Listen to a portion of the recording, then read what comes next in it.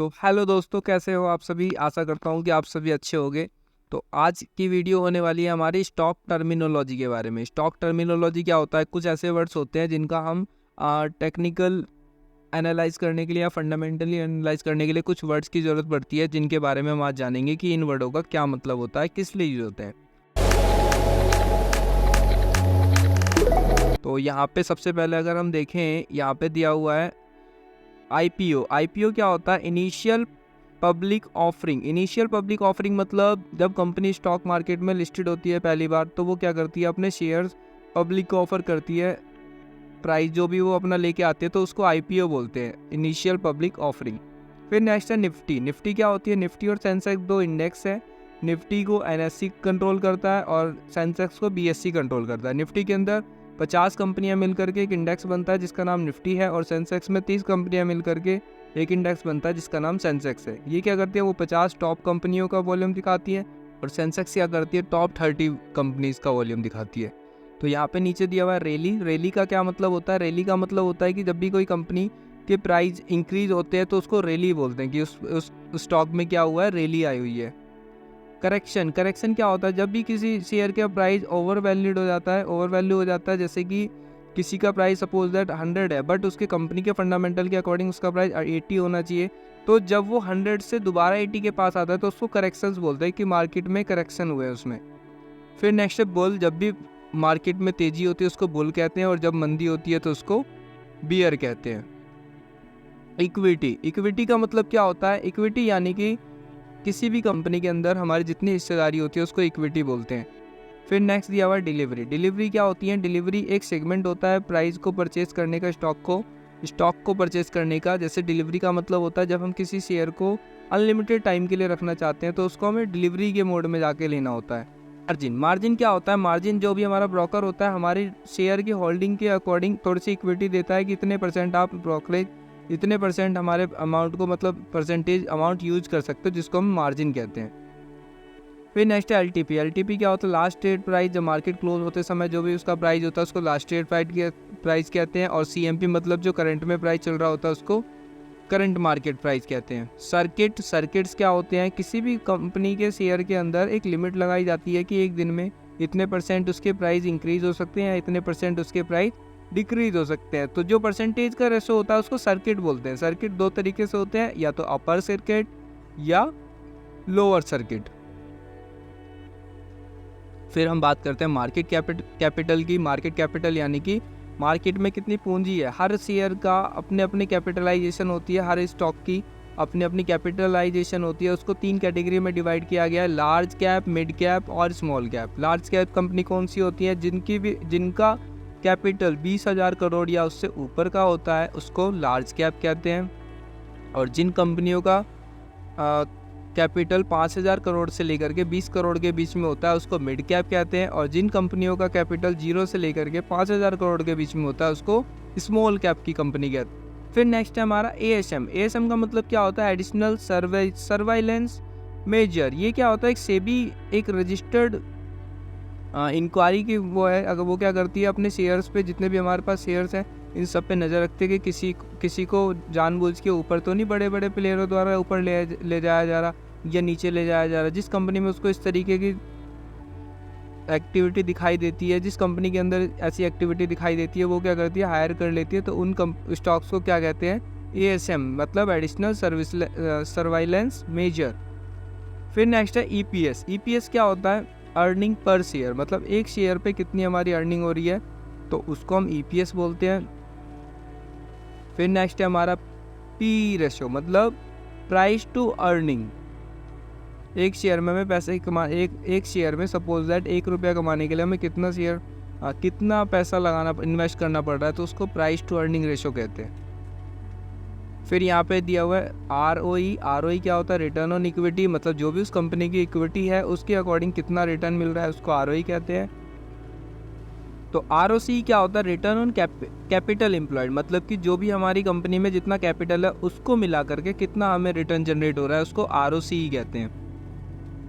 फिर नेक्स्ट है cash reserve. Cash reserve मतलब कंपनी क्या करती है, जो भी उसका प्रॉफिट होता है उसका कुछ भाग रिजर्व में रखती है उस पैसे को इमरजेंसी के लिए या इन फ्यूचर के यूज के लिए, तो उसको कैश रिजर्व कहते हैं। डिविडेंड क्या होता है? डिविडेंड डिविडेंड एक तरीके से जैसे बैंक में हम पैसे रखते हैं तो हमें इंटरेस्ट मिलता है, सेम उसी तरीके से अगर हम किसी स्टॉक को रखते हैं अपने पास, अगर वो कंपनी ग्रोथ करती है, प्रॉफिटेबल होती है, तो अपनी इनकम का कुछ भाग प्रॉफिट का वो हमें सबको डिविडेंड के रूप में देती है। वो कैश में मिलता है, मीन्स वो हमारे सीधा अकाउंट के अंदर आता है, बैंक अकाउंट से, बैंक अकाउंट में आता है सीधा। फिर नेक्स्ट है बोनस। बोनस क्या होता है? बोनस एक तरीके से कंपनी जब प्रॉफिटेबल होती है, प्रॉफिट में आती है, ग्रोथ करती है अच्छा, तो वो अपने स्टॉक में जो भी शेयर होल्डर्स हैं उनको बोनस के रूप में क्या करती है, कुछ शेयर गिफ्ट करती है। जैसे मान लो किसी के पास उन्होंने शेयर अनाउंस किया कि 10:2 मीन्स क्या हुआ कि 10:2 का मतलब जिसके पास 10 शेयर थे अब उनके पास 12 शेयर हो जाएंगे। 2 शेयर्स क्या हुए, बिना किसी पैसे के उन्होंने क्या किया, कंपनी ने उनको गिफ्ट कर दिया सभी को। ऑपरेटिंग प्रॉफिट का मतलब होता है कि जो भी प्रॉफिट हमने बिना टैक्स के, जो प्रॉफिट हमारे पास बचा हुआ है बिना टैक्स कटे, तो उस पैसे को, प्रॉफिट को क्या कहते हैं हम, ऑपरेटिंग प्रॉफिट। EBITDA क्या होता है हमारा? Earning before interest, taxes, depreciation and amortisation. इसका मतलब क्या होता है कि अर्निंग बिफोर मीन्स जो भी हमारी अर्निंग टैक्सेस वगैरह को, डेप्रिसिएशन को, इंटरेस्ट को काटने से पहले जितनी भी होती है तो उसको EBITDA कहते हैं। फिर नेक्स्ट है PBT, प्रॉफिट बिफोर टैक्स, मतलब टैक्स पे करने से पहले जो भी प्रॉफिट होता है उसको PBT कहते हैं। फिर नेक्स्ट है हमारा इंट्राडे। इंट्राडे क्या होता है? एक दिन के लिए जो भी हम शेयर परचेज करते हैं और सेम डे जो शेयर वो क्या होता है कि मार्केट क्लोज होते होते बेच देते हैं या ऑटोमेटिक वो सेल हो जाता है। अगर हम नहीं बेचेंगे तो ऑटोमेटिकली सेल हो जाएगा, तो उस वाले सेगमेंट को हम इंट्राडे बोलते हैं। नेक्स्ट है हमारा शॉर्ट टर्म। शॉर्ट टर्म क्या होता है? कोई भी होल्डिंग अगर हम 6 महीने या 12 महीने के लिए रखते हैं तो उसको शॉर्ट टर्म होल्डिंग बोलते हैं। वहीं अगर हम 1 साल या उससे ऊपर के टाइम के लिए कोई होल्डिंग रखते हैं तो उसको लॉन्ग टर्म होल्डिंग कहते हैं। TTM/PE क्या होता है? TTM/PE का मतलब एक साल में प्रॉफिट, एक साल में जो भी प्राइस टू अर्निंग रेशियो अगर हम कैलकुलेट करते हैं एक साल के अकॉर्डिंग तो उसको TTM कहते हैं। वही एक साल में अगर हम अर्निंग पर शेयर करते हैं कैलकुलेट तो उसको हम TTM EPS कहते हैं। फिर नेक्स्ट है हमारा PB मतलब price to book value. Price to book value मतलब जो भी हमने शेयर खरीदे हुए हैं उसके बदले में हमें कितने एसेट्स मिले हैं तो उसी को हम क्या कहते हैं, प्राइस टू बुक वैल्यू। मतलब जो शेयर लिए हैं उसके बदले में हमें एसेट्स में कितनी हिस्सेदारी मिली है वो PB कहलाता है। फिर नेक्स्ट है सेक्टर PE। सेक्टर PE मतलब हर सेक्टर के हिसाब से उसका प्राइस टू अर्निंग निकालना सेक्टर PE कहलाता है। जैसे हमारे पास बहुत सारे अलग अलग सेक्टर हैं, EV सेक्टर देख सकते हो, इंश्योरेंस सेक्टर देख सकते हो, तो हर सेक्टर का PE। फिर नेक्स्ट हमारा बुक वैल्यू। बुक वैल्यू क्या होता है? जो भी हमारे पास लाइबिलिटी और जो भी हमारे पास एसेट्स होते हैं उसमें से अगर हम अपनी लाइबिलिटी को घटा देते हैं तो जो हमारे पास वैल्यू बचती है वो हमारी बुक वैल्यू कहलाती है। डिविडेंड यील्ड का मतलब होता है एक साल के अंदर जितने भी % कंपनी ने डिविडेंड हमें दिया हुआ है उसको हम डिविडेंड यील्ड बोलते हैं।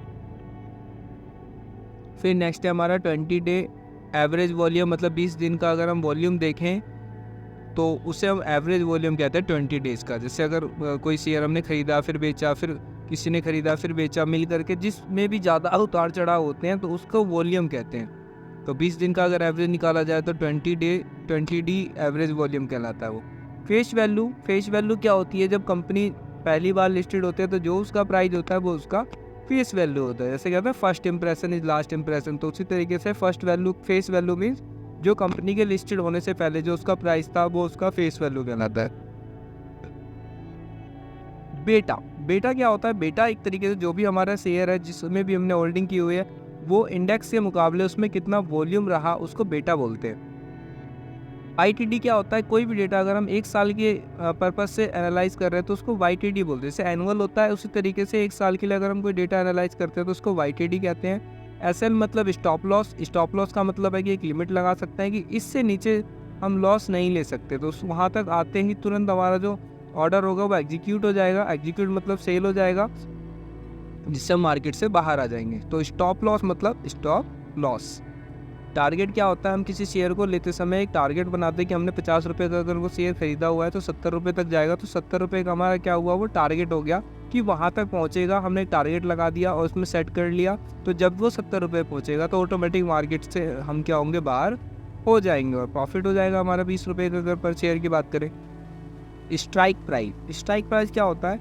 जो भी प्राइस हमें करंट में दिखाई देता है किसी भी इंडेक्स का या फिर स्टॉक का, तो वो उसका स्ट्राइक प्राइस कहलाता है जिस पे भी वो चल रहा होता है। GTT क्या है? Good till triggered. इसमें क्या होता है, हम एक साथ अपना टारगेट भी लगा सकते हैं और लिमिट भी लगा सकते हैं। रोबो ऑर्डर का मतलब क्या होता है कि रोबोट की तरह काम करता है। इसमें हम एक साथ 3 ऑर्डर लगा सकते हैं। हम यहाँ पे लिमिट भी लगा सकते हैं कितने पे आए और हमारा ऑर्डर एग्जीक्यूट हो जाए, मतलब वो प्राइस हमें, शेयर जो है हमें मिल जाए। फिर हम टारगेट भी एक साथ लगा सकते हैं कि यहाँ तक पहुँचे और हम प्रॉफिट में, या हम ऑर्डर से वहाँ से एग्जीक्यूट हो जाए हमारा ऑर्डर, और फिर हम SL भी लगा सकते हैं। तो एक साथ 3 ऑर्डर लगा सकते हैं इसमें। वीवैप क्या होता है? वॉल्यूम वेट एवरेज प्राइस, मतलब वॉल्यूम के हिसाब से जो भी उसमें मार्केट में वॉल्यूम आता है और जो भी उसका प्राइस होता है उसका एक एवरेज निकाल के मार्केट आगे, वीवैप क्या काम करता है, आगे के लिए लाइन को ड्रॉ करता है, आगे के लिए बताता है कि मार्केट इस तरीके से जाएगा, पीछे के वॉल्यूम और एवरेज, पीछे के वॉल्यूम और उसके प्राइस के अकॉर्डिंग, तो उसको हम वीवैप बोलते हैं। तो आशा करता हूँ वीडियो हेल्पफुल होगी आपके लिए। एक बार और अगर इसको डिटेल्स में अगर आप देखोगे रिपीट करके तो अच्छे से समझ में आ जाएगा। ऐसी ही इंटरेस्टिंग वीडियो मैं लेके आता रहूँगा, और कुछ टॉपिक्स ऐसे जिसको डिटेल में समझाना था तो आने वाली नेक्स्ट वीडियो में मैं उसको डिटेल में समझाऊंगा। तो जब तक के लिए गुड बाय, टेक केयर।